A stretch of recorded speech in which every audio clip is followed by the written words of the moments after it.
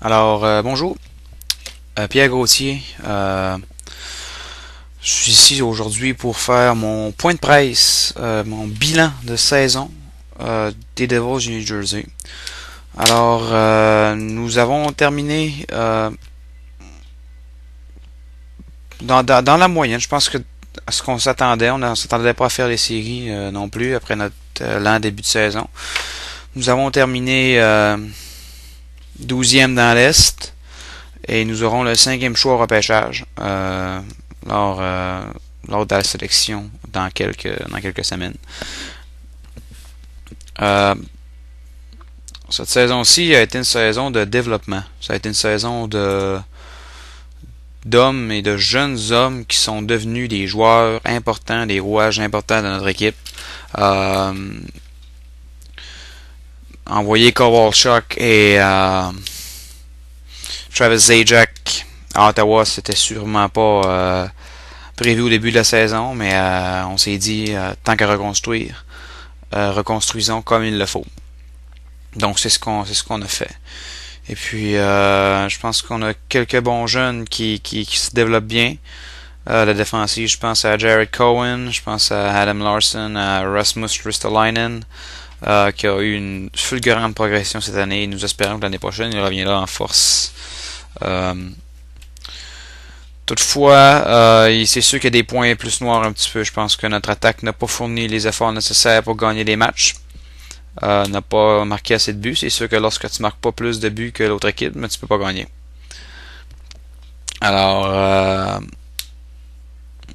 On s'est souvent fait battre par un but.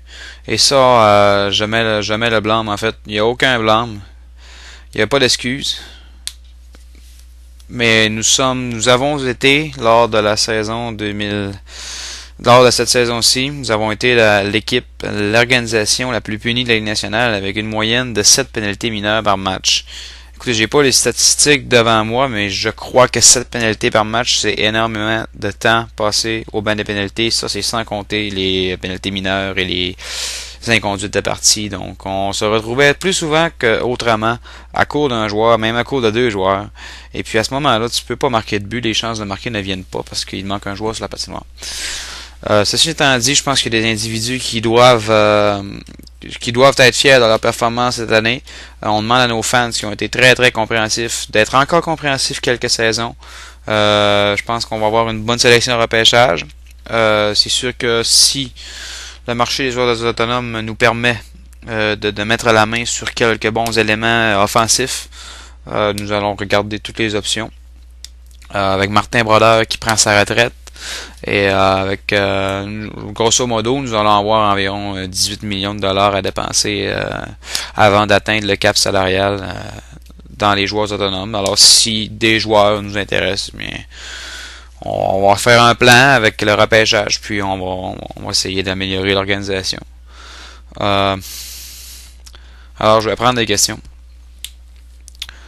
Oui, Pierre, après observation, comment qualifierais-tu l'échange Kowalchuk Zajac contre Cohen et Couturier? Qui a eu le meilleur?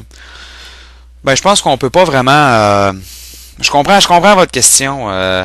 On peut pas vraiment dire oui, j'ai eu le meilleur parce que nous étions déjà deux équipes qui n'étaient pas nos deux équipes n'étions pas au même endroit, au même stade de développement. Donc, moi, je pense que nous avons fait un bon échange. Nous avons de jeunes joueurs et on va continuer de se développer avec ces jeunes joueurs-là. Oui, RDS.ca. J'aimerais savoir, Peter DeBoer, ça fait 2 saisons qu'il est ça fait sa 3e saison à la barre des Devils du New Jersey. Est-ce que son contrat, est-ce que vous avez des plans pour Peter DeBoer ou c'est terminé?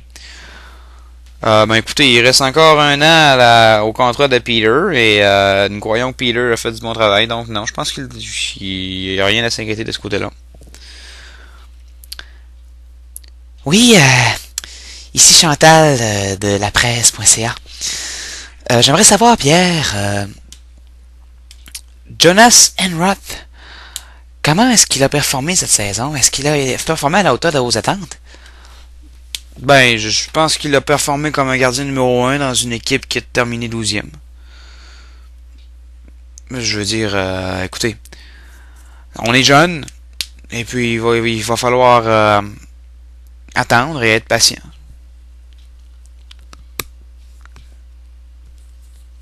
Oui, alors j'ai une autre question, Pierre. Je me demandais,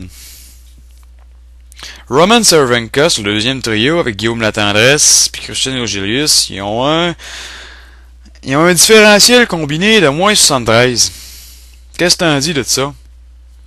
Ben, il était là 73 buts des adversaires, minimum. Écoutez, vous faites parler des statistiques comme vous voulez, là. Je veux dire, le deuxième trio, c'est pas le trio qui va marquer des buts. Puis je pense que c'est un de nos problèmes à New Jersey. Le deuxième trio marque pas de but. Aussi simple que ça.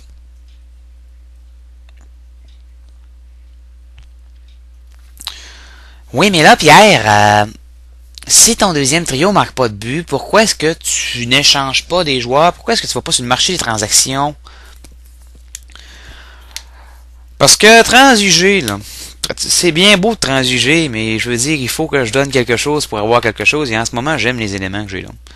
Donc, ce qu'on regarde, c'est le ballottage. Ce qu'on va regarder aussi, c'est les agents libres. S'il y a des bons agents libres de bonne qualité, eh bien, on va aller les chercher, puis on regardera ce que ça va donner.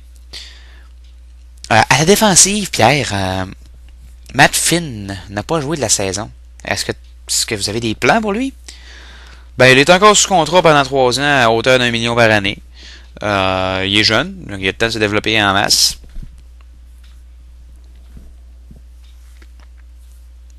D'autres questions? Non? Bon, ben merci à tous.